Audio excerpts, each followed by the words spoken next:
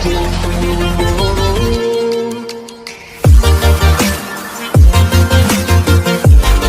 میرا خوبصورت اللہ ہے، کوئی ہے ایسا مالک تو لا کے دکھا دو، کوئی ہے ایسا آقا تو لا کے دکھا دو، کوئی ہے ایسا خالق تو لا کے دکھا دو، کوئی ہے ایسا اللہ تو لا کے دکھا دو۔ اس اللہ کو سجدہ نہ کرنا کتنی بد نصیبی ہے، حالانکہ وجود اسی کا دیا ہوا، اسی نے ماتھا دیا۔ ماتھے کی جھومر کو عورتوں نے اپنا زیور سمجھا، لیکن میں کہتا ہوں سجدے کی نشان کو اپنے ماتھے کا جھومر بنا لے۔ دنیا کے سرمے کو اپنی آنکھوں کا زیور سمجھا، میں کہہ رہا ہوں اپنی آنکھوں کو حیا کے سرمے سے سجا لے۔ زیب و زینت سے باہر آنا کمال سمجھا، میں کہہ رہا ہوں چھپ جانا اپنا کمال بنا لے۔ ہیرا چھپا ہوا ہوتا ہے پہاڑوں کے بیچ میں، موتی چھپا ہوا ہوتا ہے صدف کے بیچ میں، گندم کا دانہ چھپا ہوا ہوتا ہے سٹے کے اندر، مکئی کا دانہ چھپا ہوا ہوتا ہے تہ در پردوں کے اندر۔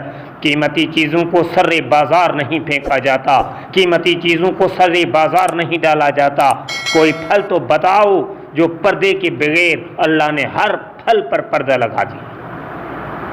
جتنی بھی کوئی چیز پر مغز ہے، جتنی بھی کوئی چیز مفید ہے، جتنی زیادہ مفید ہے، اللہ اسے اتنا زیادہ پردوں میں چھپاتا چلا آتا ہے، اسے پردوں میں ڈالتا چلا جاتا ہے۔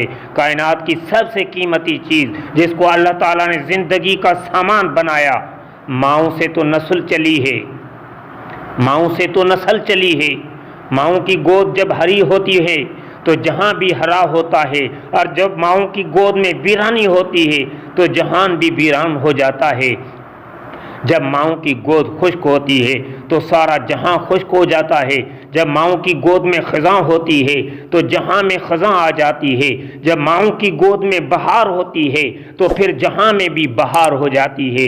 جب ماؤں کی گودوں میں تربیت کا نظام ٹوٹ جاتا ہے تو پھر جیسے کیکر پر کانٹے اگتے ہیں، ایسے ہی ماؤں کی گود سے قاتل نکلتے ہیں، زانی نکلتے ہیں، شرابی نکلتے ہیں، آوارہ نکلتے ہیں، جسم فروش نکلتے ہیں، عصمت فروش نکلتے ہیں، انصاف کو لوٹنے والے نکلتے ہیں، انسانیت کے قاتل نکلتے ہیں۔ اور جب ماں کی گود ہری ہوتی ہے تو پھر کوئی سیف اللہ رضی اللہ بن کر نکلتا ہے، کوئی ابن طارق بن کر نکلتا ہے، کوئی فاتح عراق بن کر نکلتا ہے، کوئی جنید رحمت اللہ علیہ بن کر نکلتا ہے، کوئی عبد القادر بن کر نکلتا ہے، کوئی رابعہ بصری بن کر نکلتی ہے، کوئی رابعہ ادویہ بن کر نکلتی ہے، کوئی سری سکتی بن کر نکلتا ہے، کوئی معروف کرخی بن کر نکلتا ہے، کوئی بختیار کاکی بن کر نکلتا ہے۔ پیچھے دیکھو جب ماؤں کی گود ہری تھی تو ایسے ہیرے اور جواہرات وجود میں آئے کا عالم کو چمکا دیا۔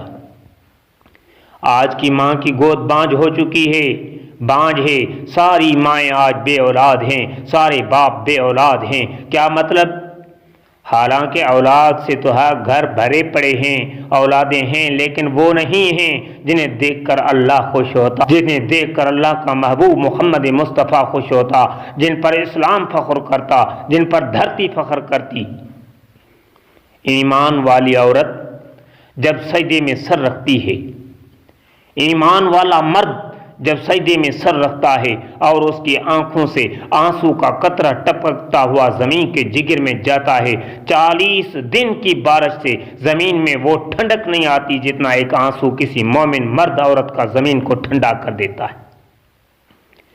زمین پر پانی کی بارش 10-12 انچ سے نیچے نہیں ہوتی، لیکن میرے بھائیوں تمہاری آنکھ کا آنسو تحت الثری تک زمین کو ٹھنڈا کر دیتا ہے۔